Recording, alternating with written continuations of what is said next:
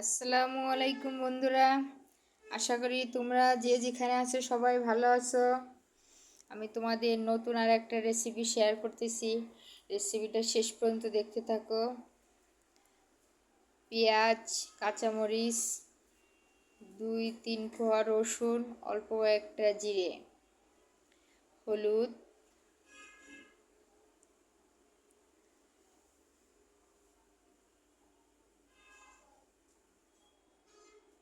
লবণ,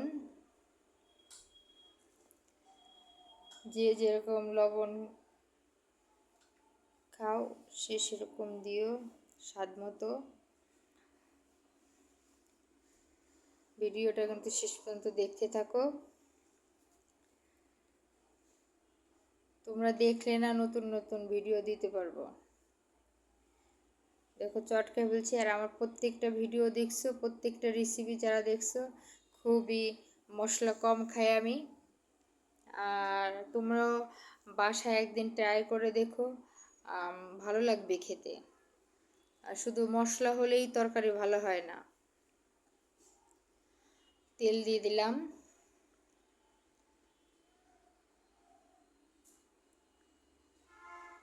দেখো সুন্দর করে চটকায় নিচ্ছি। ছোট ইলিশ মাছ, খুব বেশি বড় না। এবার ইলিশ মাছ মাখতেছি।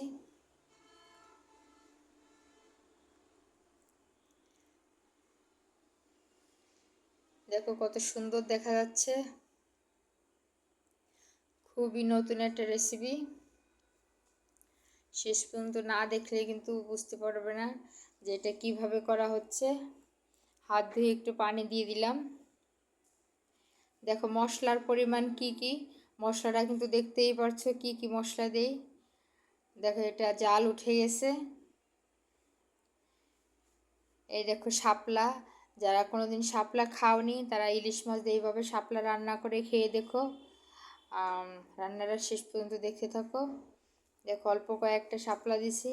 শাপলা দিয়ে বেশি জাল দেওয়া যাবে না, তাহলে শাপলা থেতলায় যাবে। আর শাপলা যারা নতুন রান্না করবে তারা অল্প পানি দিয়ে রান্না করবে। দেখো কত সুন্দর হয়েছে শাপলা ইলিশের তরকারি। আমাদের আঞ্চলিক খাবার, এটা আমরা খুব পছন্দ করে খাই।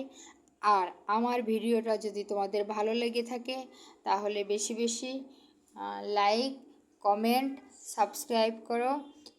তাহলে আমারও ভালো লাগবে, আমি আরও অনেক নিত্য নতুন ভিডিও তোমাদের দেবো। তাই আমাদের পাশে থেকো।